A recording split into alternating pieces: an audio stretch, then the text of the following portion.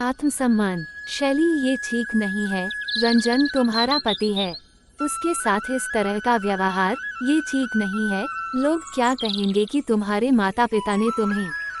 शैली एक हंसमुख और चंचल लड़की है, जिससे मिलती उसका दिल जीत लेती। उसकी हंसी जैसे पतझड़ में बसंत लगती थी। सुंदरता तो ऐसी जैसे भगवान को कितनी फुर्सत थी इसे बनाते वक्त। हर एक चीज को इतनी बारीकी से नापा तोल कर बनाया। रंग जैसे चांदनी की किरण सी उजली, आंखें तो ऐसी कि कोई देखे तो बस देखता ही रहे। रंजन की मां सावित्री देवी ने उसे एक समारोह में देखा था। उसे देखते ही मोह गई और अपने घर की बहू बनाकर ले आई। सबको शैली की किस्मत पर नाज हुआ कि घर बैठे इतने बड़े घर का रिश्ता आया और बिना कोई दान दहेज के शादी भी हुई। ये अलग बात है कि शैली के पिता ने अपने हैसियत से बढ़कर किया सब, पर इस बात से खुश थे कि बेटी वहाँ राज करेगी। हर पिता की तरह उनका भी सपना सच हो गया था कि बेटी अच्छे घर में जाए। शैली को भी अपनी किस्मत पर यकीन नहीं होता था कि इतने अच्छे घर में उसकी शादी हुई। इतना बड़ा घर, नौकर चाकर, सुख सुविधा की सारी चीजें जिसके बारे में वो कभी सोच भी नहीं सकती थी। शादी के कुछ महीनों तक तो सब अच्छा चलता रहा, पर धीरे धीरे रंजन का गुस्सा सामने आने लगा। रंजन का बहुत बड़ा बिजनेस था। वह काम के सिलसिले में अक्सर देर से घर आता, लेकिन शैली उसका खाने पर इंतजार करती थी। वो उसके आने पर ही खाना खाती थी। रंजन जब घर आता तो हमेशा उसका मूड खराब रहता। छोटी छोटी बातों पर देर रात हंगामा कर देता। कभी खाना अच्छा नहीं लगा तो, कभी एसी का टेम्परेचर कम ज्यादा है तो, कभी उसकी चीजें समय पर उसके हाथ में नहीं मिली तो, या उसके सामने शैली का फोन बजा तो उसका गुस्सा आना तय था। और वो गुस्सा फिर शैली के गालों पर निशान छोड़ जाता। शैली हमेशा कोशिश करती कि रंजन को गुस्सा ना आए, लेकिन कोई ना कोई कमी निकालकर रंजन अपने काम का सारा गुस्सा शैली पर निकाल लेता। शैली भी कब तक सहती। आज उसने रंजन को जवाब दे दिया उसी की भाषा में। तो उसकी सास सावित्री देवी आग बबूला हो गई कि पत्नी का क्या यही धर्म है। तुम्हें तो भगवान नरक में भी जगह नहीं देगा। इतने बड़े घर में शादी होने के लिए लड़कियां व्रत उपवास क्या क्या नहीं करती, और तुम्हें तो बैठे बिठाए मिल गया तो कोई कदर नहीं।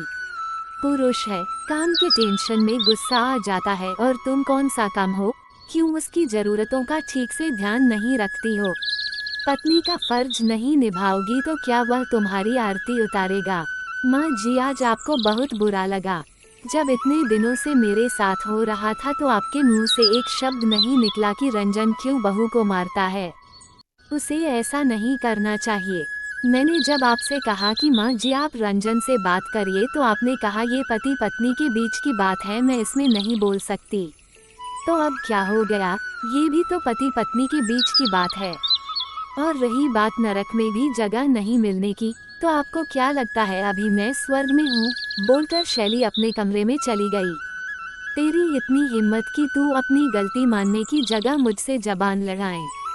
अभी तेरे माँ बाप को बुलाती हूँ, यही संस्कार दिए हैं अपनी बेटी को। गुस्से में सावित्री देवी शैली के माता पिता के पास फोन लगाने अपने कमरे में चली गई। सावित्री जी का फोन आते ही शैली के माता पिता तुरंत शैली के ससुराल पहुँचे।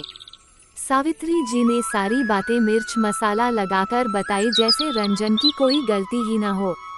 सावित्री जी की बातों को सुनकर शैली के माता पिता ने भी शैली को ही दोषी मान लिया और शैली पर ही बरस पड़े।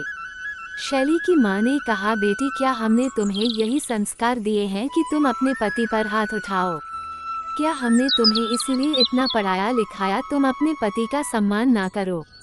क्या कमी है रंजन में, बस यही ना कि उसे गुस्सा ज्यादा आता है। किस मर्द को गुस्सा नहीं आता। क्या तुम्हारे पिता को गुस्सा नहीं आता तो क्या मैंने कभी उन पर हाथ उठाया। और अगर रंजन ने तुम पर कभी गुस्से में हाथ उठा भी दिया तो ये पति का अधिकार है। क्या तुम इस बात को इग्नोर नहीं कर सकती हो।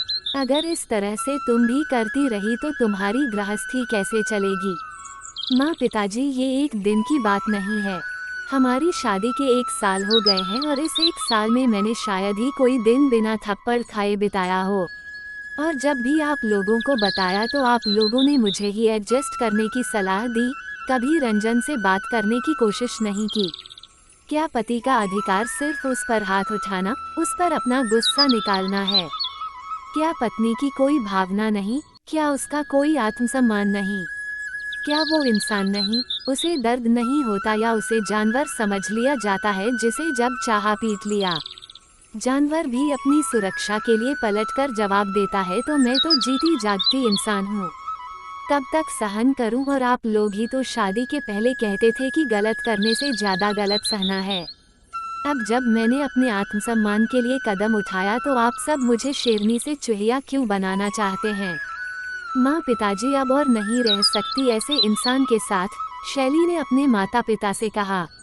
बेटा, लेकिन तुम्हारी छोटी बहन की शादी होने वाली है, ऐसे में तुम अपना घर छोड़कर मायके आ जाओगी तो वो लोग भी क्या सोचेंगे छोटी के बारे में? कहीं इस वजह को जानकर उन लोगों ने रिश्ता तोड़ दिया तो? क्योंकि ऐसी बातें छुपती थोड़ी ही हैं। हम समाज में क्या जवाब देंगे? शैली के पिता ने शैली को समझाने की कोशिश की। अगर तुम में इतना ही घमंड है तो निकल जाओ इस घर से।